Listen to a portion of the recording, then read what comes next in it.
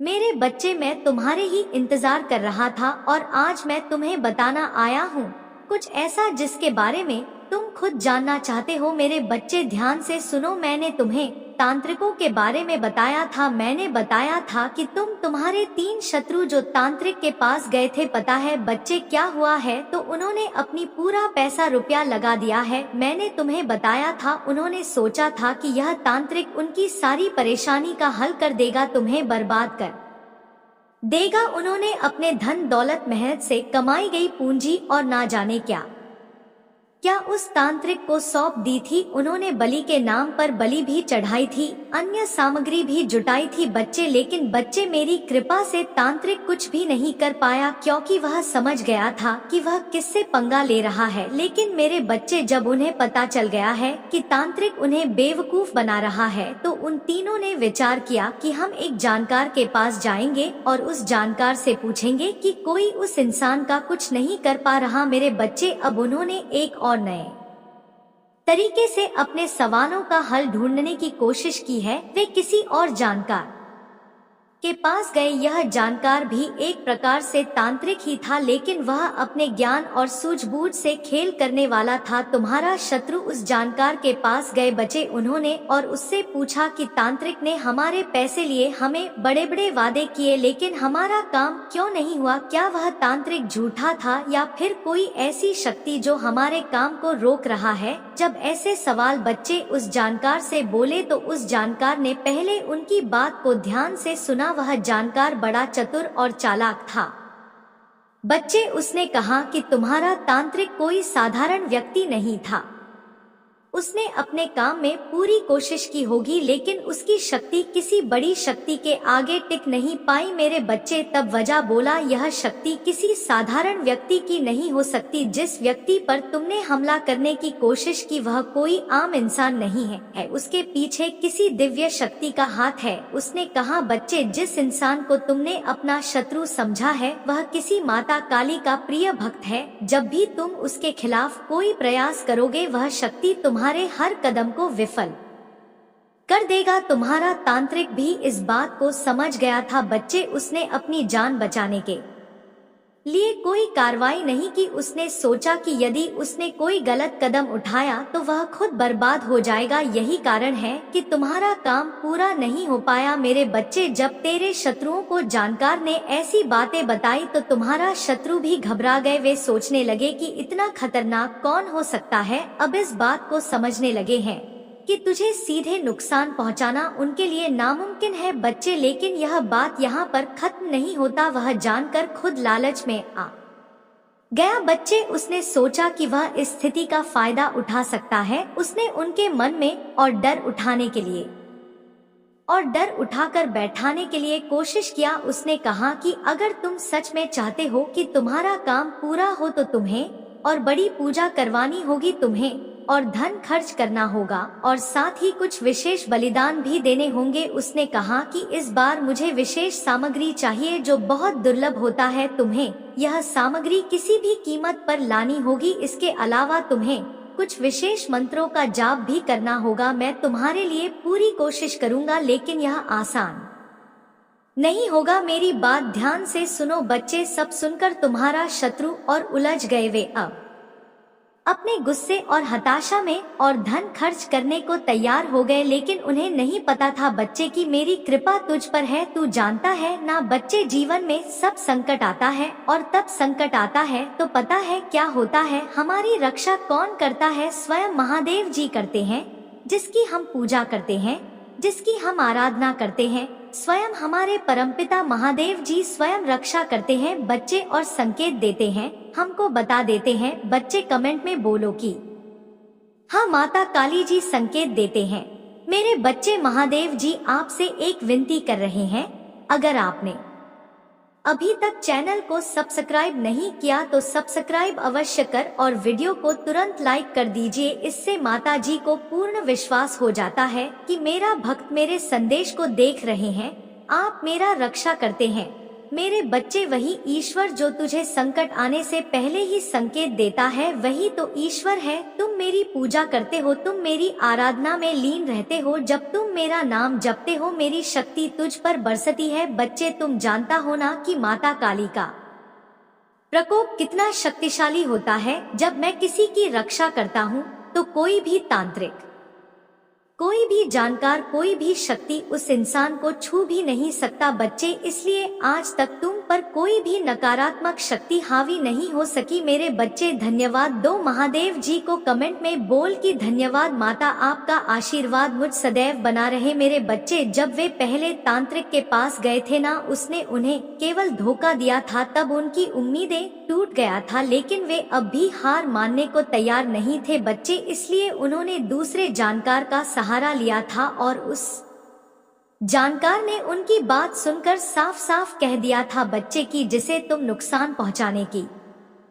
कोशिश कर रहे हो वह साधारण मनुष्य नहीं है, उसकी रक्षा स्वयं महाकाल कर, वह अर्थात माता जी है, स्वयं माता काली कर रहे हैं। बच्चे, जब जानकार ने बात कही तो तुम्हारे शत्रुओं के होश उड़ गए। वे एक दूसरे को देखने लगे जैसे उनकी सारी उम्मीदें टूट गया हो, लेकिन फिर भी उनके मन में एक बात था बच्चे जो बार बार आ रहा था, क्या ऐसा कोई उपाय नहीं है जिससे हम उसे हानि पहुंचा सके। मेरे बच्चे, उन शत्रुओं से इस जानकार ने पैसे तो हड़प ही लिए थे, लेकिन फिर भी यह बार बार उससे सवाल कर रहे थे और उससे कह रहे थे कि हमें पता है, जैसे तांत्रिक ने पैसे हड़प लिए वैसे ही आप भी हमसे पैसे हड़पना चाहते हो, लेकिन हम भी क्या करें, हम उस इंसान की बर्बादी चाहते हैं न। बच्चे, उस जानकार ने फिर राज खोल ही दिया और कह दिया कि तुम उसका कुछ नहीं बिगाड़ सकते। मैं तो बस सीधी बात कहता हूँ कि तुम उसका कुछ नहीं बिगाड़ सकते। मेरे बच्चे, वह शत्रु घबरा गए, जोर से सोचने लगे कि हम क्या करें।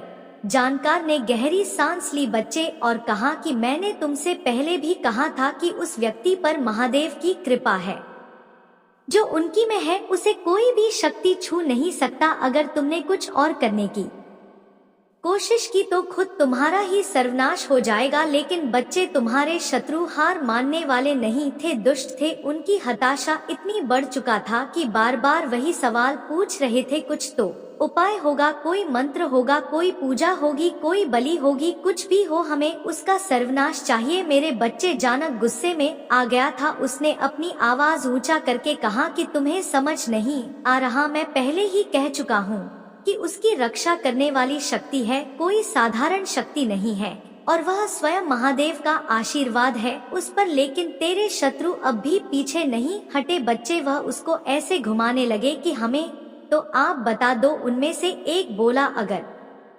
ऐसा तो फिर आपने हमें पहले क्यों नहीं बताया, हमने तो आप पर भरोसा किया था, हम पर इतना धन खर्च कर चुके हैं हम इन चीजों में, और अब आप कह रहे हैं कि कुछ नहीं हो सकता। जानकार ने गुस्से में कहा कि तुम्हें जितना बताया गया था वे सब तुमने किया, लेकिन तुम समझ नहीं रहे कि यह लड़ाई किसी इंसान के साथ नहीं है, यह लड़ाई दिव्य शक्ति के साथ है, और ऐसी शक्ति के आगे कोई भी तंत्र मंत्र विफल हो जाता है। अब तुम लोग यहाँ से चले जाओ। लेकिन बच्चे, उन तीनों शत्रु में से कुछ दो शत्रु तो इतने जिद्दी थे, वे जानकार को छोड़ने को तैयार नहीं थे। वे फिर बोले, हमने आप पर भरोसा किया, अब आप हमें ऐसे नहीं छोड़ सकते, हमें कुछ ना कुछ उपाय बताना जरूर है। जानकार अब और भी नाराज हो गया बच्चे। उसने कहा कि तुम लोग मेरी जिंदगी खतरे में डाल रहे हो, मैं तुमसे पहले भी कह चुका हूँ कि मैं और कुछ नहीं कर सकता, मैं अपनी जान जोखिम में नहीं डाल सकता तुम्हारे चक्कर, अगर तुमने और जोर डाला तो मैं तुम्हारे खिलाफ ही कुछ कर दूंगा। जानकार ने सोचा बच्चे कि अगर उसने और समय बर्बाद किया तो यह लोग उसे और परेशानी में डाल देंगे, इसलिए उसने उन्हें डराने के लिए कहा, तुम नहीं जानते कि तुमने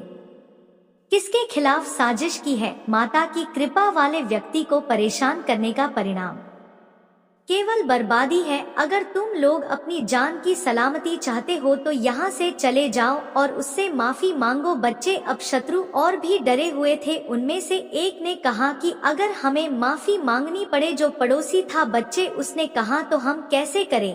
क्या वह हमें माफ कर देगा? जानकार ने झूठी गंभीरता से कहा, बच्चे की यह सब माता जी की इच्छा पर निर्भर करता है। अगर तुम दिल से पछताओगे तो शायद वह व्यक्ति तुम्हें माफ कर दे, लेकिन अगर तुमने कोई और चाल चली तो इसका अंजाम बहुत बुरा होगा। मेरे बच्चे, तुम ही बताओ मुझे कमेंट में, क्या तुम ऐसे शत्रुओं को माफ करोगे? अगर तुम कह दोगे कि हाँ माँ माफ कर दीजिए तो मैं उन्हें माफ कर दूंगा, और तुम कहोगे कि माता माली इन्हें तो दंड मिलना ही चाहिए तभी यह मानेंगे, तो बच्चे मैं उन्हें दंड दूंगा, उनके कर्मों का उन्हें एहसास कराऊंगा। वह सोच रहे हैं कि उन्होंने कितनी बड़ी गलती कर दी है ML, लेकिन उनमें से कुछ अब भी अपने आदत से मजबूर है। बच्चे वे नई चाल चलने की सोच रहे हैं, लेकिन तू निश्चिंत रहो बच्चे, मेरा शक्ति तुझे हर संकट से बचाएगी। उनके सारे पैसा व्यर्थ हो जाएंगे और अंत में वे अपनी हार मांगकर शांत हो जाएंगे। बच्चे, लेकिन अभी बच्चे, इनके नक्षत्र कुछ ऐसे हैं कि यह हो ही नहीं सकता कि वह शांत बैठे। मैं देख पा रहा हूँ बच्चे कि वे तीनों शत्रु अब एक जगह बैठे हैं, आपस में चर्चा कर रहे हैं, जिनमें से बच्चे एक ने तो हार मान लिया है। वह कह रहे हैं कि हम उससे माफी मांग लेते हैं, हम पश्चाताप करते हैं महादेव के दरबार में जाकर। लेकिन बच्चे, वो दो शत्रु जो है, उन्होंने उस शत्रु को और भड़का दिया है, और मतलब कि उसे उकसा दिया है कि तुम क्या कर रहे हो, हम उससे माफी मांगेंगे, तुम इतना तकलीफों से गुजर रहे हो, तुम हमेशा माता काली पर विश्वास रखा है, भरोसा किया है, और तुम कई बार घुट घुट कर रोया है। मेरे बच्चे, में हर वह चीज जानता हूँ जो तुम्हारे सिवा कोई नहीं जान रहा है, वह हर एक चीज मुझे छिपा नहीं है। मेरे बच्चे, अब तुम्हारी उन जरूरत को समाधान एक झटके में हो जाएंगे। मेरे बच्चे, आज से तुम्हारा सारा सपना, तुम्हारा कारोबार में जो कमी चल रहा है, वह अब सारी चीज 10 गुना रफ्तार से अब निकलेगा, और मानो तो लॉटरी तुम्हारी ने वाली है, जैसे कि कहीं से अचानक खूब सारी धन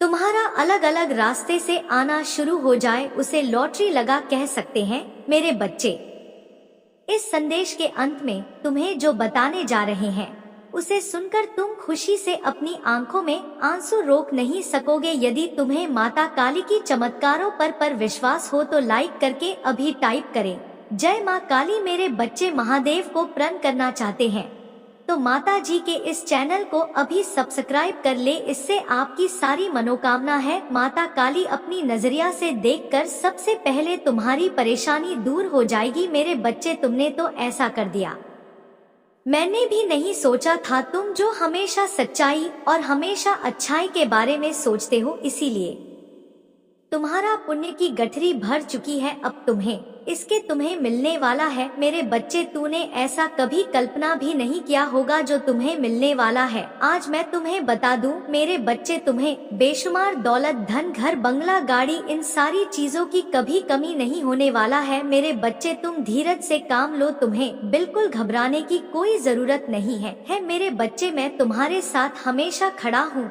तुम्हें अब कोई चिंता नहीं करना है। मेरे बच्चे, मेरे भाग्यशाली अंक 43, इसे अभी टाइप करें, और तुम्हें कोई भी मनोकामना हो, तुम्हें सबसे पहले उसे पाना हो तो उसके लिए अभी टाइप करें 3 चन्नो 3। जी हाँ मेरे बच्चे, इसे अभी टाइप कर दे। इसे अभी टाइप करते ही तुम्हारी अर्जी लग जाएगी, और माता स्वयं माता काली तुम्हारे अर्जी को देखकर स्वीकार कर लेंगे और तुम्हारी खाली झोली भर देंगे। माता काली तो अत्यंत भोला भंड भारी है, उसके द्वार से कोई ना गया है। खाली मेरे बच्चे, तुम्हें माता काली पर पूरा विश्वास रखते हो और तुम्हारा सारा सपना जरूर पूरा हो जाएगा, मैं जानता हूँ और देख पा रहा हूँ कि तुम्हारी वह सारे सपने पूरे हो रहे हैं जिसकी तुम कभी कल्पना किया था, सपना तुमने देखे थे। मेरे बच्चे, अब उसे समय दूर नहीं है, तुम्हें बस सब्र से काम लेना है। मेरे बच्चे कहते हैं ना कि सब्र का फल मीठा होता है। मेरे बच्चे, यह वाणी बिल्कुल सत्य वाणी है। सब्र फल मतलब मीठा होता है। यदि तुम कभी भी कहीं आक्रोश में कुछ शब्द का उच्चारण कर देते हैं और दूसरा व्यक्ति शब्द से काम लेता है, धीरे से कम लेता है, तो तुम्हारे भी मन में गुस्सा शांत हो जाता है। इसीलिए सब्र का मतलब मिठास मीठा है। यही है कि तुम्हारी जो स्थिति खराब चल रहा है, आज से 10 दिनों के अंदर तुम्हें पैसों की कोई कमी नहीं होने वाला है, तुम्हारी जरूरत से ज्यादा तुमको पैसा मिलेगा और तुमने कोई व्यक्ति से उधार लिया था सर समाप्त कर दूंगा मेरे बच्चे। महादेव की उन चमत्कारों के लिए भाग्यशाली अंक 808 अब भी टाइप करें और तुम्हारे सीधा आशीर्वाद महादेव द्वारा प्राप्त होंगे मेरे बच्चे। मैं आज तुम्हें बताने आया हूँ कि मैंने तुम्हारे जीवन के लिए एक बहुत बड़ा फैसला ले लिया है और इतना बड़ा फैसला मैंने क्यों लिया, क्या कारण है उसके पीछे जो कि मैं इतना बड़ा फैसला लेने पर मजबूर हो चुका हूँ। ऐसा कौन सा कारण है जिस कारण से मैं इतना बड़ा फैसला लेने पर मजबूर हो गया हूँ, वह तो मैं तुम्हें बताऊंगा ही, लेकिन उसके पहले मैं तुम्हें कुछ बातें ऐसी बताने वाला हूँ जिन बातों को तुम्हारे लिए जानना उतना ही जरूरी है जितना कि यह जानना कि मैंने तुम्हारे लिए कौन सा फैसला लिया है। इसलिए मेरे बच्चे, यदि तुम चाहते हो कि तुम मेरी बातों को और मेरे फैसले को जान पाओ और उस महत्वपूर्ण बात को जान पाओ जिस महत्वपूर्ण बात की वजह से मैंने यह फैसला लिया है, तो तुम बीच में मेरा संदेश छोड़ने की भूल बिल्कुल भी मत करना, क्योंकि आधी बात सुनोगे तो तुम्हें आधी बात समझ में आएगा, पूर्ण बात सुनोगे तो तुम्हें पूरी बात समझ में आएगा और निश्चित ही तुम्हें वह बात भी पता चल जाएगा जो तुम्हें पता नहीं है कि किस कारण से मैंने तुम्हारे लिए यह फैसला ले लिया है। फैसले को जानने से पहले तुम इस बात को सुनो कि तुम माता काली की शक्ति पर विश्वास रखते हो। तुम जब भी उनके समक्ष पूजा करने बैठते हो, तुम्हारे हृदय में एक ही भाव होता है कि मेरे माता काली कभी ना कभी हमारी परेशानियों को समाप्त करेंगे, हमें वह देंगे जो हमें चाहिए। हम जिस कार्य को कर रहे हैं और भरपूर कोशिश कर रहे हैं उसे पूरा अवश्य करेंगे। लेकिन मेरे बच्चे, तुम्हारे समक्ष एक ऐसी शक्ति आ चुकी है जो कि तुम्हारी इन सब बातों को सुन रही है। तुम महसूस करो उस शक्ति को, तुम्हें स्वयं उस शक्ति का आभास होगा, क्योंकि तुम्हारा जीवन तुम्हारा है और कर्म भी तुम्हारा है, तुम्हारी सोच भी तुम्हारी है और धर्म भी तुम्हारा है। लेकिन तुम जो कार्य कर रहे हो उसका फल क्या तुम्हें मिलने वाला है वह तुम नहीं, मैं तय करूँगा। जो तुम महादेव से बार बार प्रार्थना करते हो वह मैं स्वयं सुनता हूँ और मैं तुम्हारी उन इच्छाओं को अवश्य पूर्ण करूंगा। लेकिन मेरे बच्चे, मेरे द्वारा लिया गया यह फैसला नहीं है मैंने तुम्हारे लिए एक ऐसा फैसला ले लिया है जिस फैसले पर तुम्हें खरा उतरना है और मुझे पूर्ण विश्वास है कि तुम उस फैसले पर खरे उतर पाओगे और जान पाओगे कि तुम्हारे जीवन में तुम्हें सही और सत्य को कैसे साबित करना है। अर्थात तुम्हारे जीवन में जब जब तुम्हें किसी भी बात को साबित करना होगा तो तुम कैसे साबित करोगे किसी भी व्यक्ति के समक्ष।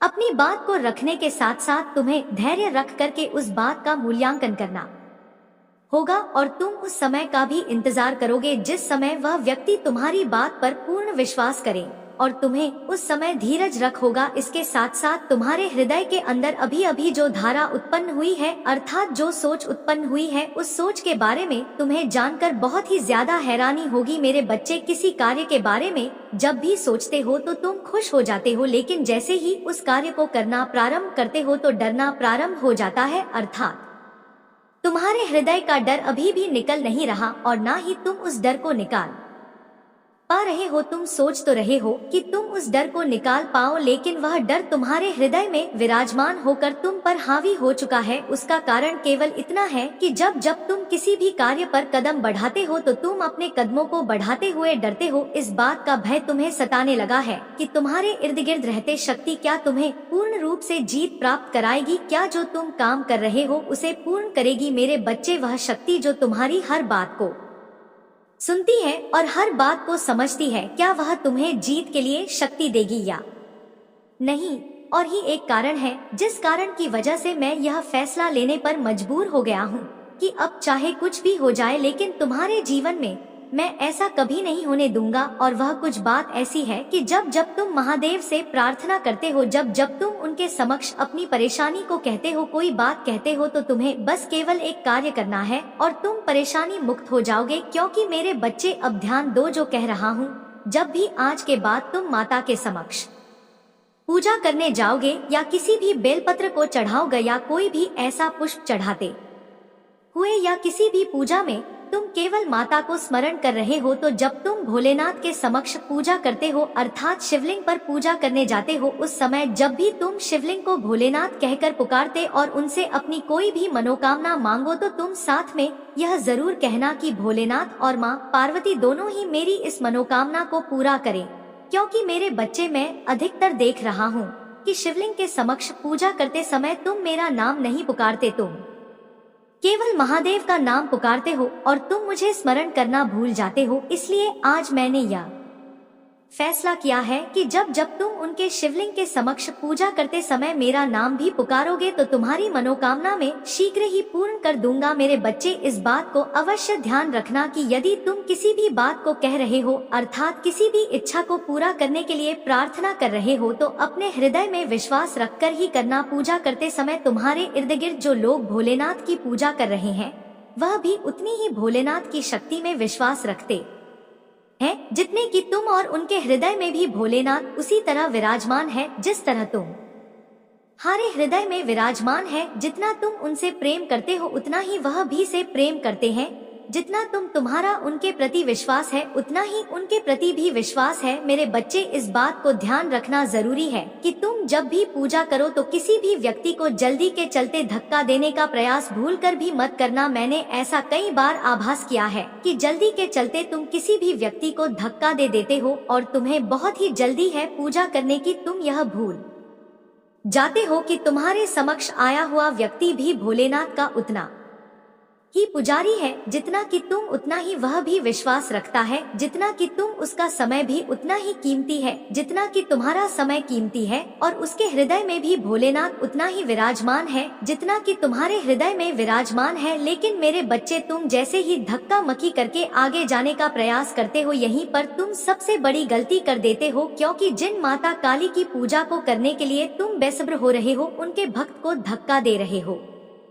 जल्दीबाजी में तुम उन्हें अनदेखा कर रहे हो, यह भूल गए कि उसके हृदय में भी तो भोलेनाथ विराजमान है, अर्थात वह भी भोलेनाथ की एक एक जीती जागती तस्वीर है अर्थात शक्ति है। इसके साथ साथ जब तुम भोलेनाथ की पूजा करते हो तो तुम्हें उस समय इस बात का ध्यान रखना चाहिए कि जिस जगह पर तुम खड़े हो पूजा के समय वह पूरी जगह भोलेनाथ की शक्ति से संपन्न है, अर्थात वहाँ पर भोलेनाथ की शक्ति पहले से मौजूद है। इसलिए मेरे बच्चे, कोई भी ऐसा कार्य जो तुम्हें छोटा दर्शाता है यह तुम्हारे जीवन के लिए सही नहीं है। अर्थात महादेव की उस शक्ति को पहचानो जिस शक्ति के द्वारा तुम जीवन में कभी भी किसी भी इंसान के साथ देवीय शक्ति की जब तुम इज्जत करोगे और किसी भी इंसान को इस प्रकार से देखोगे कि वह देवी शक्ति ने ही बनाया है या बनाई है। मेरे बच्चे, इस संसार के हर व्यक्ति, किसी भी इंसान को यह बात कभी नहीं भूलना चाहिए कि वह जिस ईश्वर को देखना चाहता है अर्थात जिसे वह मूर्ति में देखता है, किसी भी ऐसी प्रतिमा में देखता है जिसको वह बहुत मानता है, वह शक्तियाँ सभी इंसानों में विद्यमान है क्योंकि उनके हृदय में विद्यमान है।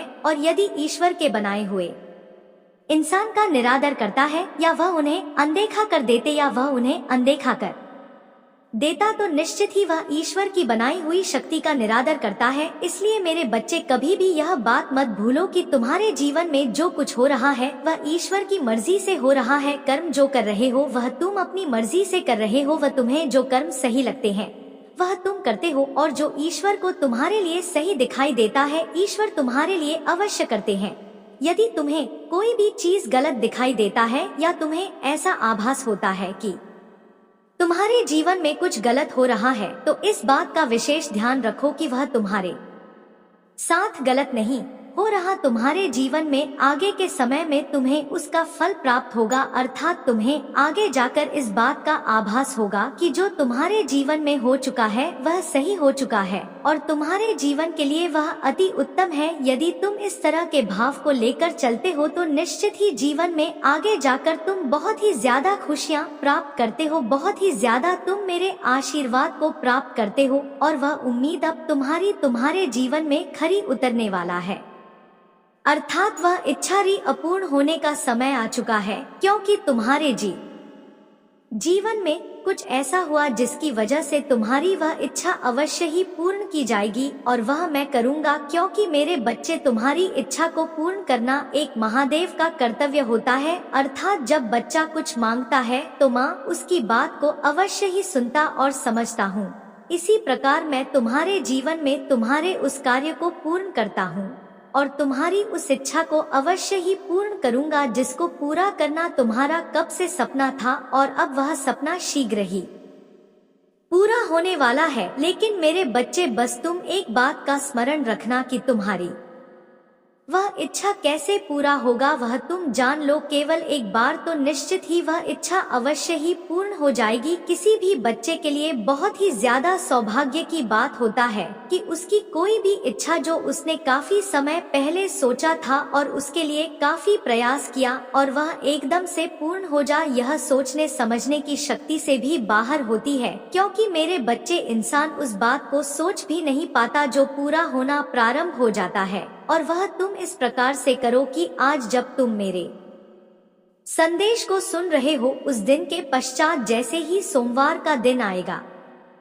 तुम प्रातः काल सूर्य के निकलने से पहले ही उठना और अपने सभी कार्य को निवृत्त करके तुम स्नान करना, और उसके बाद तुम स्वच्छ वस्त्र धारण करो। स्वच्छ वस्त्र का अर्थ वस्त्र श्वेत नहीं होना चाहिए, लाल रंग का वस्त्र या पीले रंग का वस्त्र ही पहनना। और उसके पश्चात तुम एक पुष्प और एक लोटे में जल लेना था, कुछ दूध डालना उस जल के अंदर और 4 चीनी के दाने डालकर उसके अंदर वह सुगंधित फूल को लेकर तुम चले जाना एक ऐसे मंदिर में जहाँ पर देवीय शक्तियों की बहुत सारी प्रतिमाएं रखी रहती है। अर्थात एक ऐसा मंदिर हो जहाँ पर बहुत सारे ईश्वर की शक्तियाँ वास करती हैं, मूर्तियाँ रखी रहती हैं। वहाँ पर तुम जाकर के अपने मन को एकाग्र कर और अपने मन को बहुत ज्यादा शांत रख करके इस कार्य को करना है। क्योंकि मेरे बच्चे, यदि तुम्हारा मन उस समय शांत या एकाग्र नहीं हो पाया तो तुम इस प्रक्रिया को करोगे तब भी यह प्रक्रिया फलीभूत नहीं हो पाएगी। इसलिए इस बात का ध्यान रखना कि तुम इस प्रक्रिया को करते समय अपने मन को बहुत ही ज्यादा शांत और एकाग्र रखना। उस समय तुम्हें बस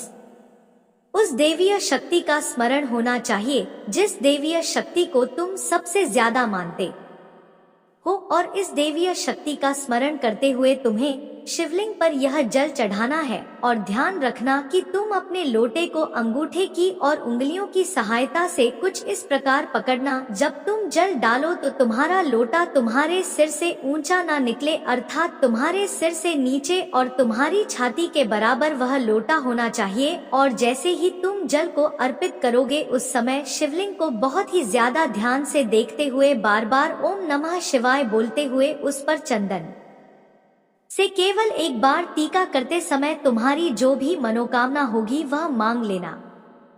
और मनोकामना को केवल एक बार ही बोलना है, वह भी बहुत ही ज्यादा ध्यान से एकाग्र मन से तुम्हारा मन एकत्र हो तभी तुम उस बात को कहना। क्योंकि मेरे बच्चे, जब तुम्हारा मन एकाग्र होता है उसी समय बोली गई बात ईश्वरीय शक्ति अवश्य ही सुनते हैं और वह बात ईश्वरीय शक्ति तक अवश्य ही पहुंचती है। तुम जैसे ही इस बात को बोलो को तुम्हें यह बात नहीं बोलना है, और जल को अर्पित करने के पश्चात, प्रणाम करने के पश्चात अपने घर आ जाना। और आने के पश्चात यह कार्य लगातार तुम्हें 11 दिन तक करना होगा, अर्थात सोमवार से लेकर के प्रतिदिन तुम्हें शिवलिंग पर जाकर जल को अर्पित करना है और शिवलिंग के समक्ष अपने उस देवता का नाम लेकर जो मांगना है। तुम जिस देवता में सबसे ज्यादा विश्वास रखते हो, जिस देवीय शक्ति को मानते हो, उस देवीय शक्ति को यह बात अर्थात वह इच्छा बोलनी है जो इच्छा तुम्हारी ऐसी है जो कि अभी तक पूरी नहीं हुई है, लंबे समय से चला आ रहा। उस इच्छा को इस समय जब तुम जल चढ़ाओगे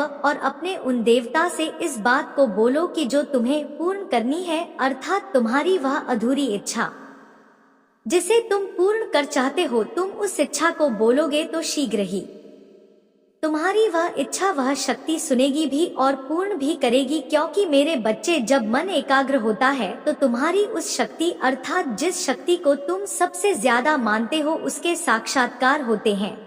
क्योंकि वह मन की शक्ति वहां तक पहुंच जाती है जहां वह देवीय शक्ति होती है, और तुम्हारे हृदय से निकली एक बात वह देवीय शक्ति अवश्य ही सुनती है। तुम्हें इस बात का आभास स्वयं भी होता है कि वह देवीय शक्ति तुम्हारी बात को सुन रही है, समझ रही है और वह जानती है कि तुम्हें क्या चाहिए। लेकिन मेरे बच्चे, एक ही बात को बार बार बोलने से जब तुम लगातार 11 दिन तक इसी कार्य को करोगे और 11 दिन तक लगातार इस बात को बोलोगे तो वह देवीय शक्ति तुम्हारी बात को सुनने के पश्चात हो जाएगी। मेरे बच्चे, महादेव जी आपसे विनती कर रहे हैं, अगर आपने चैनल को सब्सक्राइब नहीं किया तो कर लीजिए और उस कार्य को अवश्य ही पूर्ण करेगी जिसको तुम पूर्ण करना चाहते हो, अर्थात तुम्हारी उस इच्छा को वह पूरा अवश्य करेगी जिसे तुम पूरा करना चाहते हो। और यदि तुम्हारे मन के अंदर यह शंका अभी भी है कि इस कार्य को करने के पश्चात जब तुम देवीय शक्ति से कुछ कह रहे हो, अर्थात अपनी इच्छा के बारे में जब तुम देवीय शक्ति को बता रहे हो, पूर्ण करने की के लिए कह रहे हो, और यदि तुम्हारे मन के अंदर यह शंका उत्पन्न हो रही है, मेरे बच्चे, तुम्हारे बोले हुए उस कार्य अर्थात उस इच्छा को वह देवीय शक्ति पूर्ण नहीं कर पाएगी या पूर्ण नहीं करना चाहती है, तो निश्चित ही तुम समझ लेना कि वह देवीय शक्ति इससे भी बड़ा तुम्हारे लिए कुछ सोच कर बैठी है। जिस इच्छा को तुम पूर्ण करना चाहते हो उससे भी बड़ी इच्छा तुम्हारी पूर्ण होने वाला है, जिसको देखकर तुम स्वयं ही चौंक जाओगे और तुम्हारी आंखें चमकने लगेंगी, जिसे देखना तुम्हारे बस की बात नहीं होगी। क्योंकि मेरे जीवन में कभी भी कोई भी व्यक्ति जब किसी इच्छा को पूरा करता है तो निश्चित ही इस बात को भूल जाता है कि वह कौन सी देवीय शक्ति के समक्ष किसी बात को रख रहा है, अर्थात कह रहा है। तो उसके जीवन में जब कोई इच्छा पूर्ण होता है तो उसके हृदय में इस बात का आभास होना जरूरी होता है कि जिस बात को वह कह रहा है वह होगी या नहीं। क्योंकि मेरे बच्चे, हृदय में विराजमान शक्ति इस बात का संकेत अवश्य ही देती है कि तुम्हारी वह बात अवश्य ही पूर्ण होने वाला है या पूर्ण नहीं होने वाली है। अर्थात यदि वह शक्ति तुम्हें इस बात का संकेत देती है कि तुम्हारी वह बात पूर्ण होने वाली नहीं है, तो इसके लिए तुम्हें ज्यादा निराश होने की या हताश होने की या उदास होने की आवश्यकता बिल्कुल भी नहीं है। केवल तुम्हें अपने मन के अंदर इस विश्वास को रखते हुए आगे बढ़ना है और हमेशा इस कार्य को करना है। अर्थात 11 दिनों के बाद तुम प्रति सोमवार को इस कार्य को करते रहोगे तो तुम्हारे जीवन में तुम्हें वह कार्य जो तुम पूरा करना चाहते हो और इससे भी बड़ा, उन दोनों में से तुम्हें एक कार्य अवश्य ही पूरा होगा। क्योंकि मेरे बच्चे, देवीय शक्तियाँ कभी भी तुम्हारे किसी भी कार्य को अधूरा नहीं रहने देती है। तुम्हारी इच्छा को सुनने के पश्चात वह उस इच्छा को अवश्य ही पूर्ण करती है। क्योंकि देवीय शक्ति को इस बात का पता होता है कि तुम्हें क्या चाहिए, क्यों चाहिए, किस लिए चाहिए, तुम्हारी क्या जरूरत है और तुम्हारे जीवन में क्या क्या कमी है। क्योंकि मेरे बच्चे, कोई भी व्यक्ति उस देवीय शक्ति के समक्ष किसी भी बात को कहता है, देवीय शक्ति तभी उस बात को नहीं जानती बल्कि देवीय शक्ति को वह बात पहले से ही पता होती है। लेकिन जब कोई व्यक्ति किसी बात को बार बार कहता है, बार बार प्रार्थना करता है, तो देवीय शक्ति विवश हो जाती है और उसकी तरफ पूरी तरह से आकर्षित होती है, उसके कार्यों को करने में जुड़ जाती है। क्योंकि देवीय शक्ति को इस बात का आभास होता है कि तुम जिस शक्ति को मान रहे हो वह एक ही शक्ति है, जिससे मांग रहे हो वह भी एक ही शक्ति है। अर्थात जिससे कुछ कह रहे हो, कोई भी परेशानी कह रहे हो, अच्छी बात कह रहे हो, जैसा भी तुम कह रहे हो वह केवल एक ही देवीय शक्ति से कह रहे हो, तो वही एक ही देवीय शक्ति प्रार्थना को अवश्य ही सुनती है। लेकिन मेरे बच्चे, इस दौरान तुम्हें एक बात का अवश्य ही ध्यान रखना होगा कि तुम किसी दूसरी देवीय शक्ति के समक्ष अपनी प्रार्थना को मत बोलना। क्योंकि तुम इस बात को ध्यान रखना कि तुम्हें उसी देवीय शक्ति को यह बात बोलनी है और जो भी प्रार्थना करनी है वह एक ही देवीय शक्ति के समक्ष करनी है। क्योंकि अलग अलग देवीय शक्तियों के समक्ष बोलने से तुम्हारी वह इच्छा हमेशा अधूरी रह जाएगी। क्योंकि मेरे बच्चे, जब तुम किसी भी एक देवीय शक्ति के ऊपर पूरा विश्वास रखते हो और विश्वास पूर्वक किसी भी एक देवीय शक्ति को अपनी इच्छाओं को बताते हो, तो निश्चित ही तुम्हारे जीवन में वह इच्छा पूर्ण होने का समय आ चुका होता है और वह देवीय शक्ति पूरी शक्ति के साथ तुम्हारे कार्य को कर प्रारंभ करती है। लेकिन मेरे बच्चे, कभी कभी तुम दर दर पोकरे खाने के लिए मजबूर हो जाते हो, तब तुम्हारे जीवन में ऐसा ही कुछ होता है कि तुम बार बार कभी किसी से प्रार्थना करते हो, तो ऐसे में देवीय शक्तियों का भी मन उलझ कर रह जाता है कि कौन सी देवी शक्ति तुम्हारी उस इच्छा को पूरा करेगी, क्योंकि देवीय शक्तियाँ भी इंसान की तरह होती है, वह भी एक दूसरे के लिए हमेशा उलझी होती है कि जिससे तुमने प्रार्थना की वह तुम्हारी प्रार्थना को सुने। और तुम यदि हर देवीय शक्ति से अपनी प्रार्थना को करोगे तो देवीय शक्ति एक दूसरे की बात को इस प्रकार से समझे कि वह देवी शक्ति तुम्हारी बात को सुनेगी, वह देवीय शक्ति तुम्हारी उस इच्छा को अवश्य ही पूर्ण करेगी, और ऐसे में तुम्हारा जीवन और भी ज्यादा उलझ का रह जाएगा। ना तो तुम उन देवीय शक्तियों के अनुसार किसी भी इच्छा को पूरा करवा पाओगे और ना ही कोई देवीय शक्ति आगे आ पाएगी तुम्हारी उस इच्छा को पूरा करने के लिए, क्योंकि मेरे बच्चे इच्छाओं को पूरा करने के लिए भी देवीय शक्ति की शक्ति को इकट्ठा करना अत्यंत आवश्यक है, और वह शक्ति केवल तब इकट्ठी होती है जब तुम्हारा दबाव या तुम्हारी प्रार्थना एक ही तरफ हो। यदि तुम जगह जगह मंदिरों में जाओगे और जगह जगह हर देवीय शक्ति के समक्ष माथा टेकते हुए प्रार्थना करोगे, इच्छा बोलोगे, तो निश्चित ही देवीय शक्तियाँ शीघ्र ही ना तो इच्छा को पूरा कर पाती है और ना ही तुम्हारी किसी बात को सुन पाती है। मेरे बच्चे, एक बात को और भी ध्यान रखना कि यदि तुम किसी भी देवीय शक्ति के समक्ष पूजा करते तो तुम इस बात को हमेशा स्मरण रखना कि किसी भी देवीय शक्ति को पूजा करते समय किसी अन्य शक्ति को अधूरा मत छोड़ना, उनकी भी पूजा करना, क्योंकि देवीय शक्तियों की पूजा सभी की करनी अत्यंत आवश्यक होती है। अर्थात कोई भी अधूरी इच्छा होती है उसके बारे में केवल एक ही देवीय शक्ति का चुनाव करना, जिस देवीय शक्ति पर तुम्हें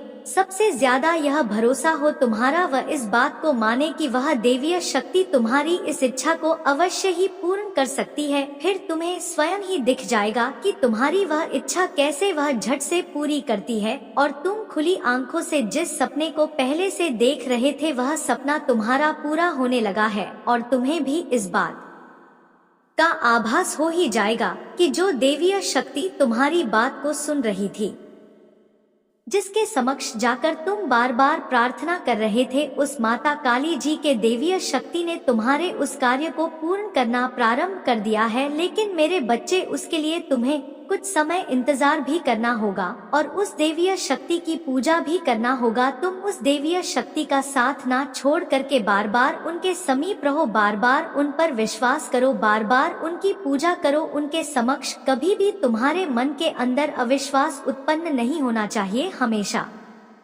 तुम्हारे मन के अंदर विश्वास भरा रहेगा तो निश्चित ही वह देवीय शक्ति विवश हो जाती है तुम्हारे उस कार्य को पूरा करने के लिए। और वह देवीय शक्ति भी इस बात को भली भांति जानती है कि जो व्यक्ति उनके ऊपर पूर्ण रूप से विश्वास रखता है वह उसके विश्वास को ना तो कभी तोड़ती है और ना ही कभी टूटने देती है। यदि कोई भी व्यक्ति अविश्वास से किसी भी बात को कहता है तो वह उसकी बात को ना तो सुन पाती है, ना ही समझ पाती है, और ना ही उनकी इच्छा को शीघ्र ही पूरा कर पाती है। मेरा आशीर्वाद तुम्हारे साथ रहेगा मेरे बच्चे। मैं आज तुम्हें बताने आया हूँ कि तुम शीघ्र ही इस कार्य को होने से रोक लो, क्योंकि तुम्हारे जीवन पर इस कार्य का सबसे गहरा प्रभाव पड़ रहा है और तुम्हारे जीवन में इस कार्य को करते करते कुछ ऐसा होने वाला है जो कि नहीं होना चाहिए। इसलिए तुम्हें इस कार्य को निश्चित ही रोक लेना चाहिए। वह कार्य कौन सा है वह मैं तुम्हें बताऊंगा और तुम्हें एक ऐसे कार्य के बारे में बताऊंगा जिस कार्य को तुम्हें रोकना